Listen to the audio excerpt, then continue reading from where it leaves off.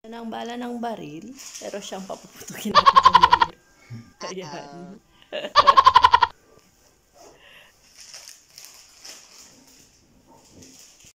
So, ayan guys, for today video nga, ayan, ipapasilip ko lang sa inyo yung mga baril. Ayan, negosyo ng baril, tindaan ng mga baril. So, ako hindi ko alam.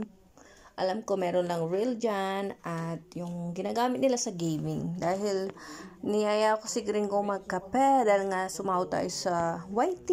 So, ayan, nakita niya yung negosyo ng baril. So, mag-New Year na daw. Bumili siya ng bala. Pero yung ginagamit niya is pang gaming lang, yung parang ginagamit lang sa New Year na pampaputok. So, ayan, mag-New Year na daw at Pasko, kaya yan, magpapaputok na uso ng putukan. So, hindi putukan ng baril yan, guys, ha? Putukan lang ng, para gagamitin lang na papaputok sa New Year, para daw pampaalis ng malas. Ewan ko ba kung ano yun.